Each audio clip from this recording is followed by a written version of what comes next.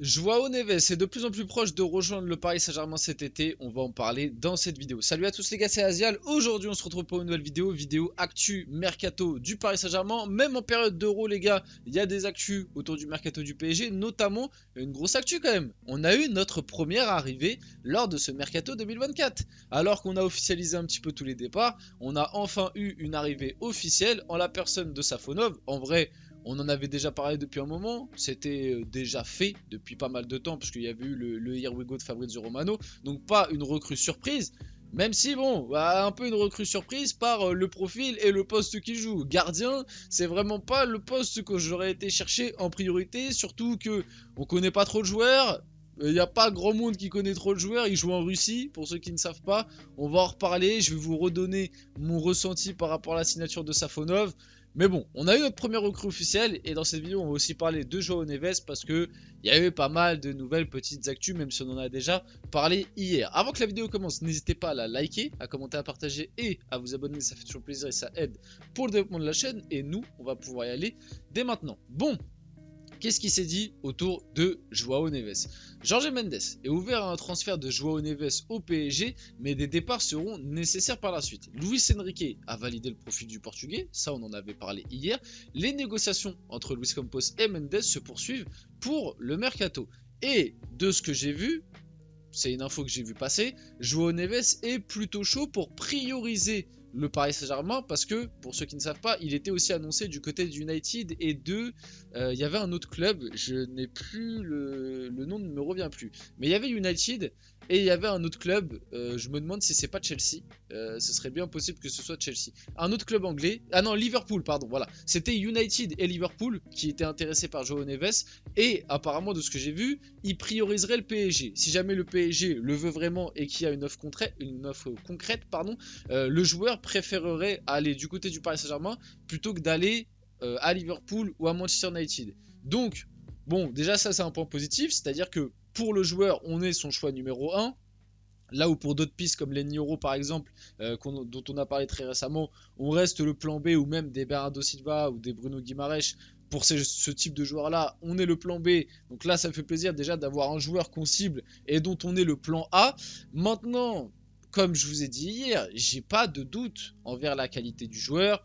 Le joueur arrive sur ses 20 ans parce qu'hier j'avoue j'ai fait une petite gaffe, même si bon dans ma tête je me suis compris, j'ai dit oui il a 20 ans, il a 19 ans mais il va avoir 20 ans dans 2 mois, donc les gars vous m'avez compris s'il vous plaît, c'est un 2004 quoi, c'est ça que je voulais dire dans le truc de il a 20 ans, oui il a 19 ans à l'heure actuelle mais c'est un 2004, il va avoir 20 ans dans 2 mois, donc de toute façon quand il arrivera au PSG il aura 20 ans sûrement, ou pas loin d'avoir 20 ans, donc voilà je me suis compris par rapport à ça, donc ça reste un joueur de bientôt 20 ans qui certes a montré de très bonnes choses, mais à Benfica, dans un contexte où bah, c'est un gars, c'est un petit formé au club, donc il est dans sa zone de confort et tout, et il joue réellement titulaire à Benfica seulement depuis, on va dire, un an et demi. L'échantillon reste encore très faible pour directement aller claquer les sommes qui sont annoncées. Ça parle, parce que moi hier, dans ma vidéo, je vous ai dit 100 millions. Là, les dernières infos que j'ai vues, ce serait que Benfica réclamerait la clause libératoire. Et si c'est le cas, c'est 120 millions. 120 millions pour Joao Neves. Au bout d'un moment, les gars, faut rester sérieux. Comme je vous l'ai dit hier, au milieu de terrain, on a déjà beaucoup de jeunes. Moi, oui, il faut recruter au milieu de terrain. Maintenant, les grosses rumeurs mercato sur les milieux de terrain qu'on a, moi personnellement, ça ne me convainc pas. Ça ne me convainc pas. Des Joao Neves, des Désiré Doué, ce sont de très bons joueurs, de très bons jeunes que j'aimerais avoir au PSG. Mais que j'aimerais avoir au PSG si jamais au PSG on avait déjà des mecs installés. Si à l'époque du milieu de terrain, Matuidi, Mota, Verratti et t'avais Rabiot en backup. Si à cette époque-là tu me dis on va prendre un Joao Neves et un Désiré Doué pour les développer derrière des Verratti, Mota, Matuidi. Avec Rabiot, tu vois, ça fait les trois jeunes sur le banc qui petit à petit vont succéder aux anciens. Mais là, il n'y a pas de souci. Mais le souci, c'est que le milieu actuel du PSG, c'est Vitinha, Zaïre Emery, voilà quoi. Et Fabian. Fabian, c'est le seul joueur d'expérience, mais Fabian, l'année prochaine, moi, je le compte plus dans la rotation. Donc, Zaïre Emery, 18 ans. Vitinha, 22 ou 23, si je ne me trompe pas. Même Carlos Soler, ça va partir. Du Renato Sanchez, normalement, ça va partir.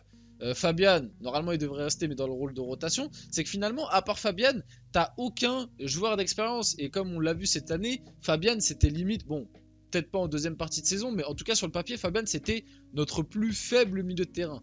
Vitinha a fait une saison exceptionnelle, Zaïre Emery a fait une première partie de saison exceptionnelle, en deuxième partie de saison c'était bien moins bien. C'était bien moins bien, oui. C'était moins bien, décidément. C'était moins bien. Fabian, c'est bon, ça a été mi-figue, mi-raisin. Il a fait des bons matchs comme il en a fait des mauvais.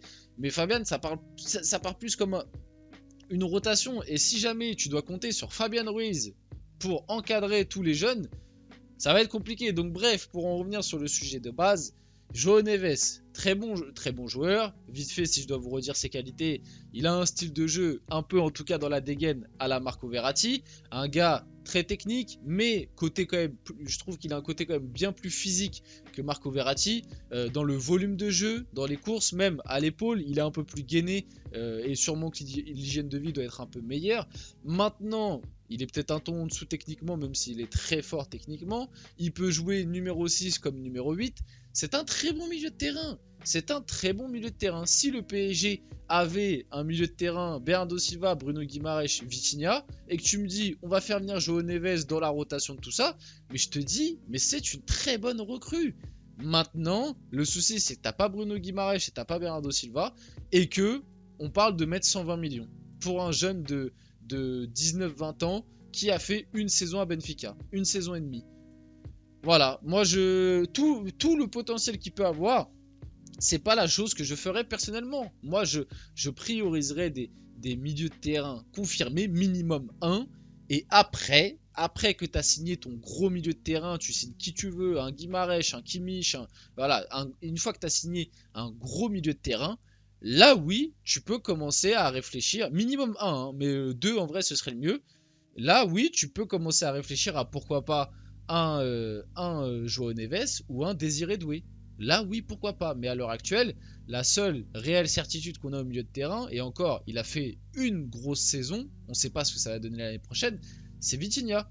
Et Vitinha, je rappelle, il a que 23 ans, 22 ou 23 ans, 23 je crois. Donc ça reste encore très jeune, et Vitinha, on ne sait pas ce que ça va donner l'année prochaine. On ne sait pas s'il va avoir un coup de mou, on ne sait pas, là, imaginer pendant l'Euro, le Portugal perd, ou je sais pas, on sait pas ce qui peut se passer. On sait pas ce qui peut se passer. À l'heure actuelle, le milieu de terrain du PSG, tu n'as aucune réelle certitude, et tu veux ramener encore une incertitude. Il faut une certitude, minimum une, ce serait bien. Vas-y, on va passer à la suite. Parler de Matvei Safonov, du coup le nouveau gardien du PSG. Pour ceux qui n'ont pas du tout suivi, c'est quand même important de rappeler que le transfert, pendant un moment, on parlait qu'il allait tomber à l'eau, parce que d'après les informations venant de Russie, Matvei Safonov ne peut pas quitter le territoire russe à cause d'impayés de pension alimentaire. Les dettes s'élèveraient à peu près à 620 000 euros. Bon, on ramène un joueur qui a des affaires au cul. Déjà ça part mal sur le papier. On ramène un joueur qui n'est pas tout blanc, qui a de l'extra sportif déjà qui compte. Donc le transfert de Matvei Safonov au final n'a pas été menacé. Le gardien russe a effectué un recours et prévoit de s'acquitter de la somme qu'il devra payer pour sa pension alimentaire impayée. Il sera bien présent pour la reprise de l'entraînement le 15 juillet avec le club de la capitale. D'ailleurs, on apprend que la reprise de l'entraînement du PSG, c'est le 15 juillet. Donc il est bien là, officiel, il a posé, il y a la petite vidéo d'annonce. Bon, pour ceux qui n'ont pas vu mes précédentes vidéos, si je dois vite fait vous dire ce que j'en pense, pour moi ce transfert ça a quand même une odeur de magouille. Je ne comprends pas. Franchement je ne comprends pas. Après, en fait, comme on n'en attend rien, entre guillemets, on peut ne pas être déçu et que s'attendre à une bonne surprise. Mais à l'heure actuelle, je ne comprends pas, sachant que le PSG a des gros chantiers au milieu de terrain et en défense centrale, et qu'au poste de gardien, tu avais déjà 2 gardiens dans des rôles établis, c'était Donnarumma et Tenas en numéro 2, et en numéro 3, tu pouvais prendre par exemple le petit Lucas Lavallée qui revient de prêt, qui a 19 ans. Je ne comprends pas comment on peut aller claquer 20 millions sur un gardien qui joue en Russie et qui en plus de ça a un profil similaire à Donnarumma, donc qui ne correspondrait même pas à ce que recherche Luis Enrique. Encore tu me dis, on a claqué 20 millions sur un gardien, même qui joue en Russie, mais qui dans le profil a un gros jeu au pied et en même temps est un peu meilleur que Tenas sur sa ligne. Je te dis là pourquoi pas, au moins c'est un gardien qui correspond à Luis Enrique. Mais là tu prends un gardien qui est nul dans le jeu au pied.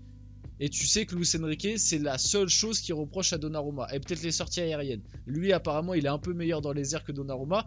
Mais globalement, ça reste un Donnarumma wish. Enfin, wish. Les mots sont un peu durs parce que ça doit sûrement être un bon gardien. C'est quand même le gardien titulaire avec la sélection russe. Mais voilà quoi, ça reste un Donnarumma moins fort. Et toi, tu vas claquer 20 millions. Alors que tu avais déjà 2 gardiens au club. Bon, voilà. Franchement, je comprends pas. Franchement, si jamais dans la fin du mercato, on apprend qu'il y a un dossier qui est tombé à l'eau parce qu'on n'avait pas assez d'argent, le transfert de Matvei Safonov, vraiment, on va en reparler. Et là, je pense que Luis Campos, etc., ils auront encore une fois du sang sur les mains.